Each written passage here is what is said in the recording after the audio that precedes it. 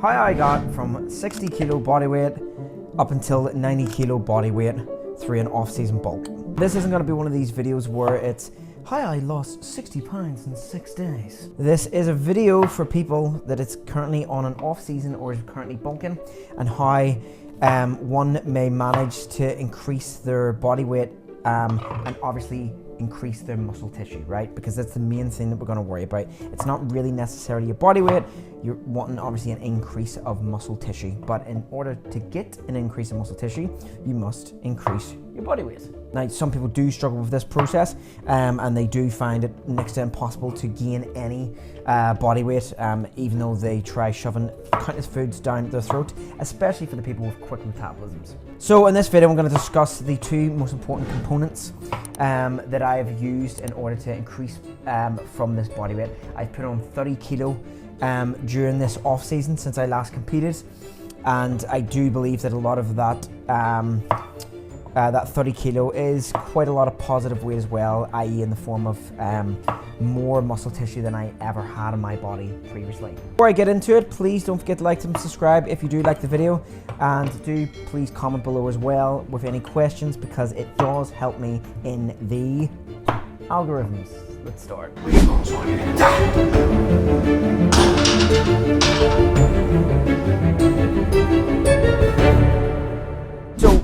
The process of bulking, it is the process that people will undergo.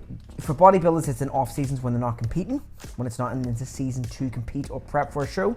And for others, it's just mainly people who want to increase their muscle tissue within their physique. And in order to do that, one must be in a caloric surplus, meaning your body weight must be increasing every week. So when it comes to bulking, a lot of people confuse this. Some people do clean bulks and dirty bulks, and the sort of terminologies go past a lot of people's heads online. Look, it's best to stick it to them in the most basic form. When you are wanting to encourage and increase muscle tissue in your body, you must be in a caloric surplus past whatever your maintenance levels are. So in order to do this, quote unquote, this would be bulking. Right, where people get this wrong, especially younger people, is they do look at such a process as bulking, and some of them believe in, say, dirty bulking, where they're shoving just, fast food and McDonald's. Now, I'm not saying that's not going to work. The problem with that is that and this is what this video was mainly aimed towards, the guys here with fast metabolisms that can't increase muscle mass, right?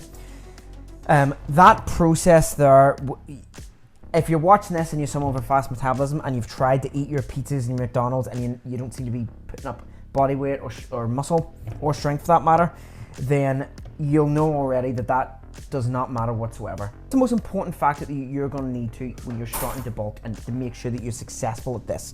The first thing is going to be your nutrition, and it's not necessarily in the case of focusing on specific macronutrients to fine tea. The main thing we need to be doing here when we're on an off season here, we need to be raising our body weight up. We need two things need to happen. You need to be progressing your lifts. You need to be getting stronger every workout, and your body weight needs to be going up in the scale. If your body weight's going up, you can't safely say that your muscle tissue will be increasing and your body will be in a state where it's encouraging the growth of muscle tissue. In terms of progressing lifts and getting stronger every workout, this is the form that's going to, it's the blueprint and evidence that you're going to have in your paper and your logs and notes to say that every workout you're getting stronger, that you can deal with additional load, additional repetitions.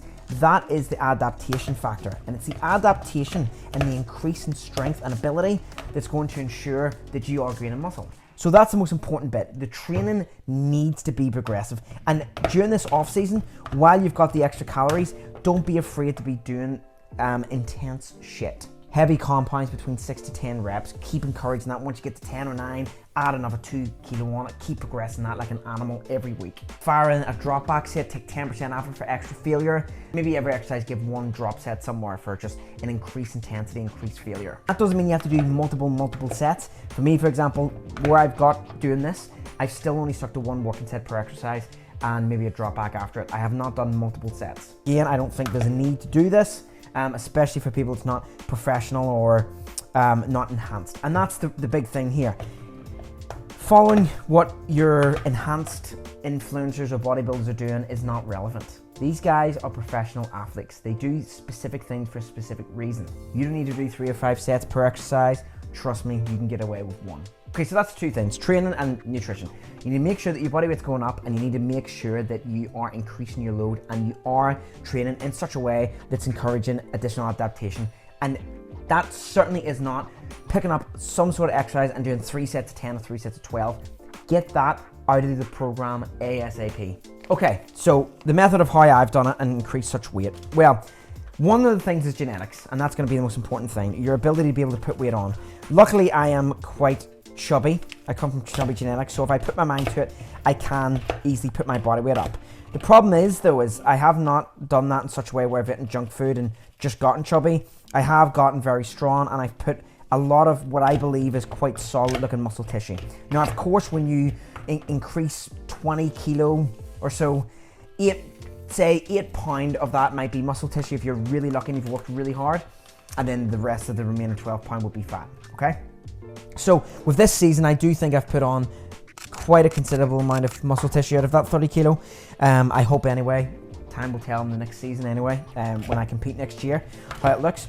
So how have I done it? Well, obviously it's quite difficult doing this stuff, right? Because it's a lot of food, and being that I'm a busy parent as well, being able to jam that food in me while I'm running around like a madman most days is quite difficult. So the process of how I've done this, I have essentially, in my morning meal, because I know it's a big meal, it's oats, peanut butter and protein and greens. I will blend that. That's the most easiest way for me, it works, okay? Every 4 weeks or so, I measure all my food, and I would encourage you to do the same. So say, for example, when I first started the off season, and when we do say as well, bring your body weight up, a lot of coaches use fancy words like rebound phases or recomp phases. Just focus on putting the body weight up. That's it. Don't complicate it. Just get your body weight back up. For example, when it comes to weighing food, I was weighing, say, 100 grams of oats for the first 4 weeks. All right. The next 4 weeks after that, I would maybe go up by about another 10 grams, and then another 10 grams, another 10 grams. You know, and eventually until the oats are getting up about 150, 160 grams. And I would do it with other foods as well, maybe up the peanut butters. So as I'm weighing things, the grammage is increasing, you know, so I don't really need to necessarily constantly change my macros and track my calories. I can do this blindly by just increasing the weight through the scales and seeing how I feel. And it's a good experimentation as well, because if I perform highly that week, I'll know, okay, well, I know I adjusted the peanut butters by 5 grams there, I'm feeling a lot better. Okay, maybe I'm not ingesting food too well, or I'm feeling sluggish. Maybe I need to, you know, taper back the grams. And if you notice your scales aren't moving and your body's dealing with high, you know, demands in digestion, then these are things you can kind of move with the scales. What I would say for any person that's a fast metabolizer, that is, you know, skinny and trying to gain, I have worked closely with a lot of these people in terms of programming and clients in the past. They work very well with cutting a lot of the bullshit sets out. Forget about your volume sets. One set, and I mean this honestly, make sure the calories is above maintenance, sure, fine. But I do believe the most important factor is the training. Less volume, because when your body's a high metabolism, it wants an excuse to burn through something. Give it one hard set to really tap the central nervous system. Like if it's a bench press decline, one hard set, 6 to 10 reps to failure. And then maybe if you're still antsy and still itchy and horny for more volume, then maybe straight away after it, no rest, take 20% off that weight and try to generate another 8 reps out of it, and that's it, move on. There's no need to do other stuff like that. The job is done, trust me. Track that for 6 months and I promise you the size will increase. And the thing is, I have testimonies from clients that I've done the exact same thing with, and everyone has responded the same way. So if you haven't done that, I would encourage you to try it.